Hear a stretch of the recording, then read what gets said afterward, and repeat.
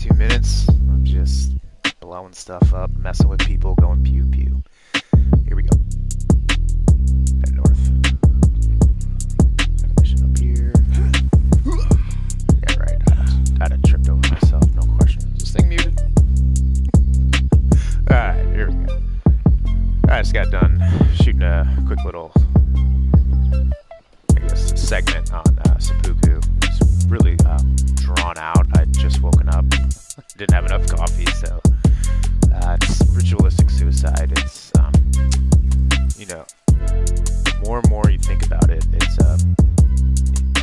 as Americans, you know, you grow up, you hear that kamikaze and all that, you just think, oh my god, la la la, and then you think about it more and more, and after being a soldier, you kind of get it, you know, you're filling a void. If you commit suicide in your head, you're almost like balancing out the life in your head. You're balancing out the life of others. It's sort of reciprocity going on, and it's just not cool.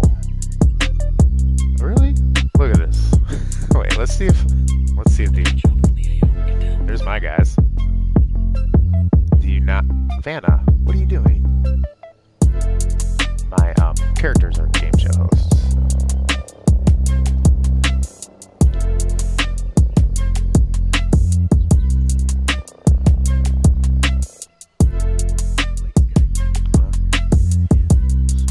You know, maybe they're like, hey, it's just some random girl in the woods just going Hunger Games.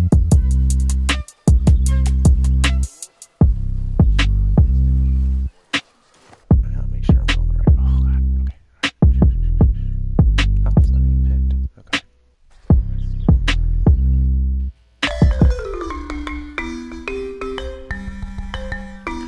Distress message. Okay, man, push it out.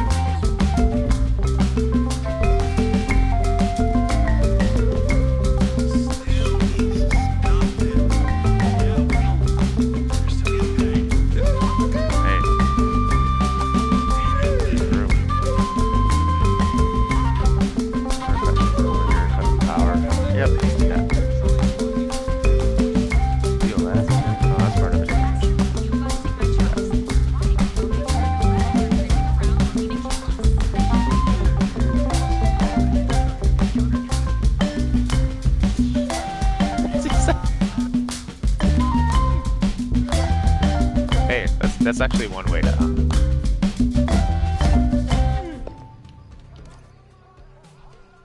do you? I guess it is a form of contact.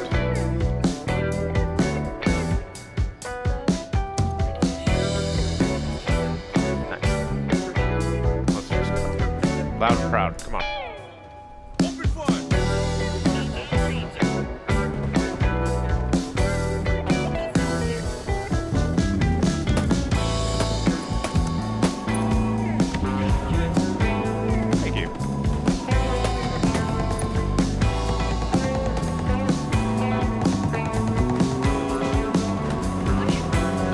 Pat.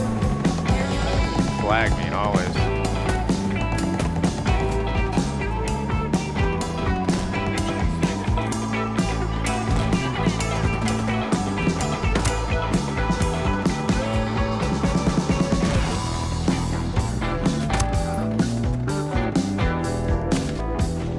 Ah.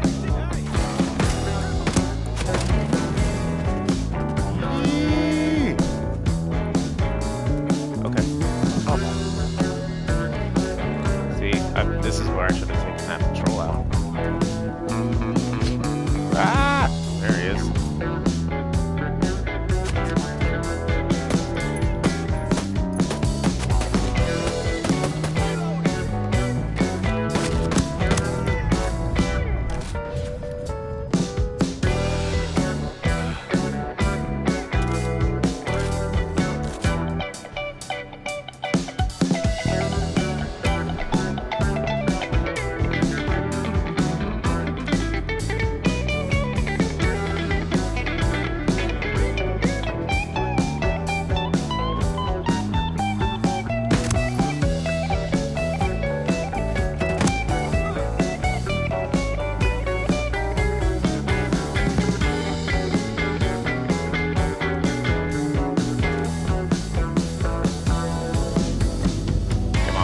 Get him.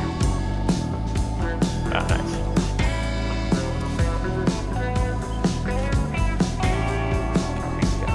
Oh, God. Yep. Get him.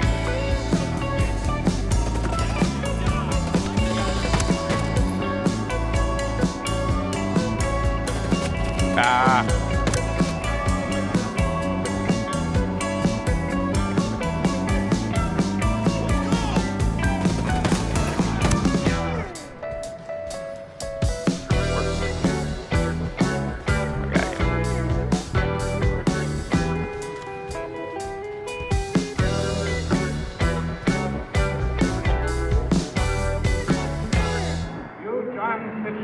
Kennedy, do solemnly swear.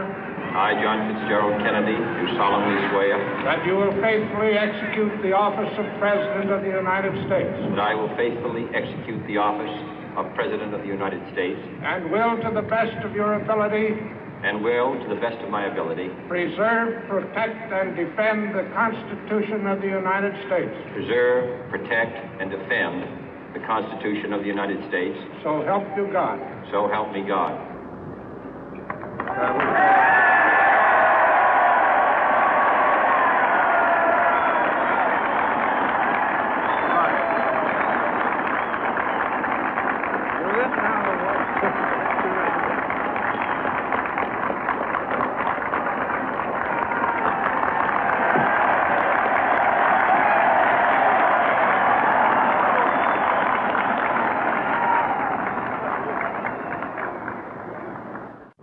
Vice President Johnson, Mr. Speaker, Mr. Chief Justice, President Eisenhower, Vice President Nixon, President Truman, Reverend clergy, fellow citizens.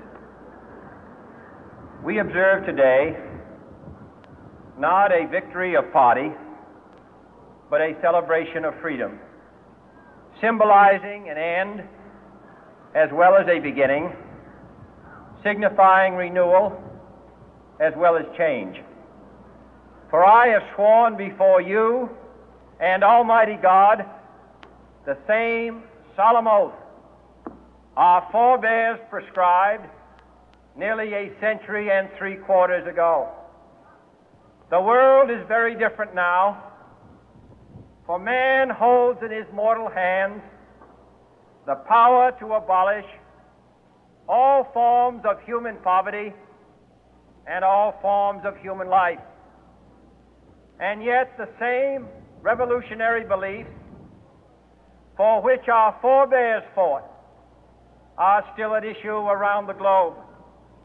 The belief that the rights of man come not from the generosity of the state, but from the hand of God. We dare not forget today that we are the heirs of that first revolution.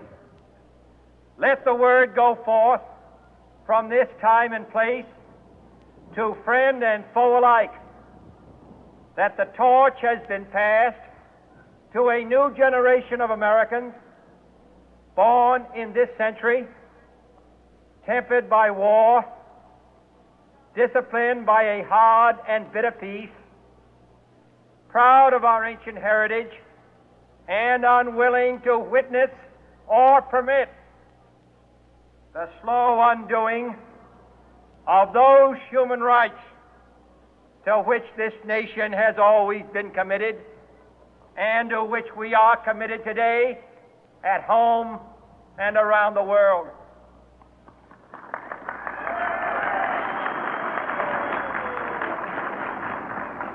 Let every nation know, whether it wishes us well or ill, that we shall pay any price, bear any burden, meet any hardship, support any friend, oppose any foe to assure the survival and the success of liberty.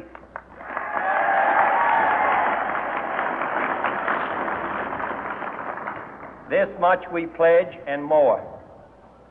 To those old allies whose cultural and spiritual origins we share, we pledge the loyalty of faithful friends. United, there is little we cannot do in a host of cooperative ventures. Divided, there is little we can do, for we dare not meet a powerful challenge at odds and split asunder. To those new states whom we welcome to the ranks of the free, we pledge our word that one form of colonial control shall not have passed away merely to be replaced by a far more iron tyranny.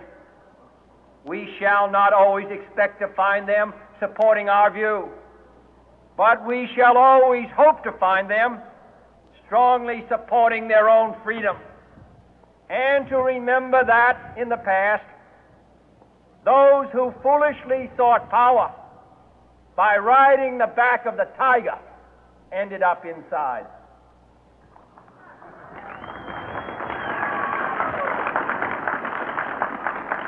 To those people in the huts and villages of half the globe struggling to break the bonds of mass misery, we pledge our best efforts to help them help themselves for whatever period is required, not because the communists may be doing it, not because we seek their votes, but because it is right. If a free society cannot help the many who are poor, it cannot save the few who are rich.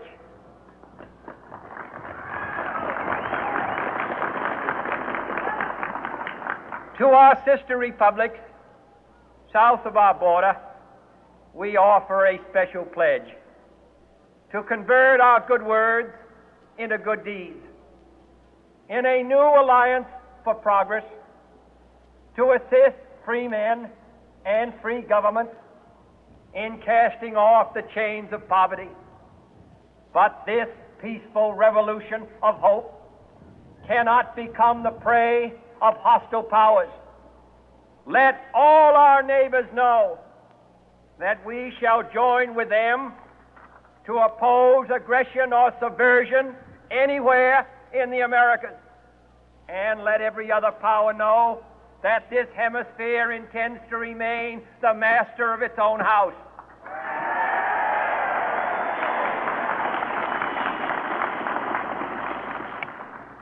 To that World Assembly of Sovereign States, the United Nations, our last best hope, in an age where the instruments of war have far outpaced the instruments of peace, we renew our pledge of support to prevent it from becoming merely a forum for invective, to strengthen its shield of the new and the weak, and to enlarge the area in which its writ may run.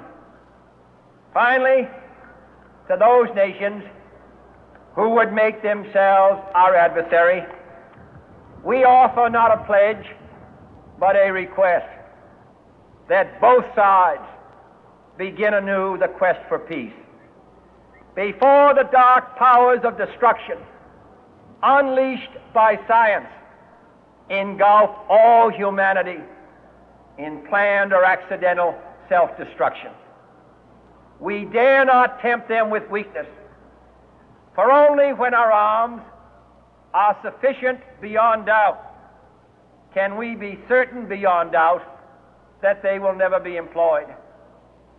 But neither can two great and powerful groups of nations take comfort from our present course, both sides overburdened by the cost of modern weapons, both rightly alarmed by the steady spread of the deadly atom, yet both racing to alter that uncertain balance of terror that stays the hand of mankind's final war.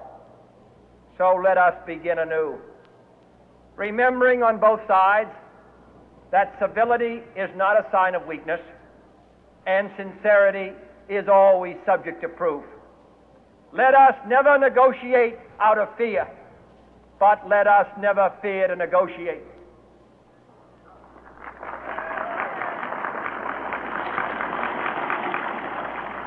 Let both sides explore what problems unite us, instead of belaboring those problems which divide us. Let both sides, for the first time, formulate serious and precise proposals for the inspection and control of arms, and bring the absolute power to destroy other nations under the absolute control of all nations.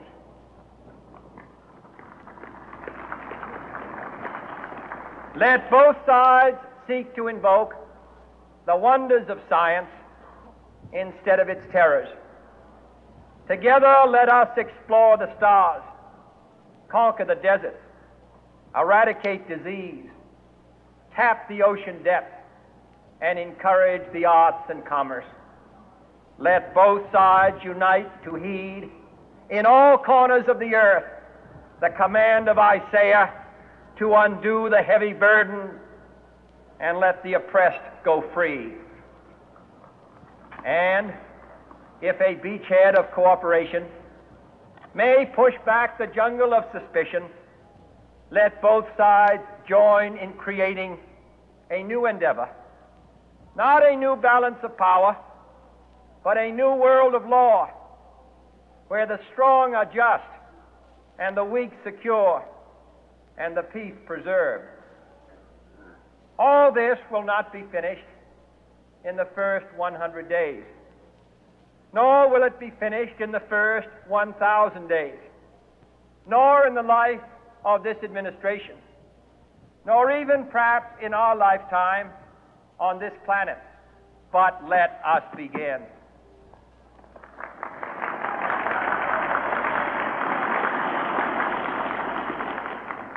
In your hands, my fellow citizens, more than mine, will rest the final success or failure of our course. Since this country was founded, each generation of Americans has been summoned to give testimony to its national loyalty. The graves of young Americans who answered the call to service surround the globe. Now the trumpet summons us again, not as a call to bear arms, though arms we need, not as a call to battle, though in battle we are, but a call to bear the burden of a long twilight struggle, year in and year out, rejoicing in hope, patient in tribulation, a struggle against the common enemies of man, tyranny, poverty, disease, and war itself. Can we forge against these enemies a grand and global alliance, north and south, east and west, that can assure a more fruitful life for all mankind? will you join in that historic effort?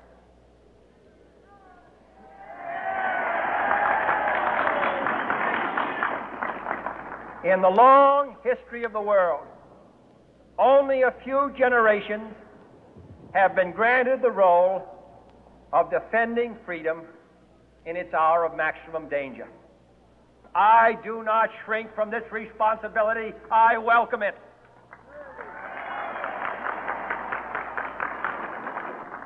I do not believe that any of us would exchange places with any other people or any other generation. The energy, the faith, the devotion which we bring to this endeavor will light our country and all who serve it. And the glow from that fire can truly light the world. And so, my fellow Americans, ask not what your country can do for you, ask what you can do for your country.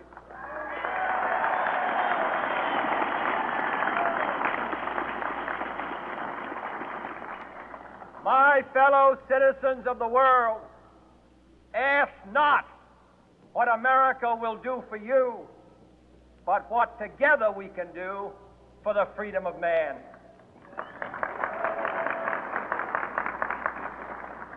Finally, whether you are citizens of America or citizens of the world, ask of us here the same high standards of strength and sacrifice which we ask of you.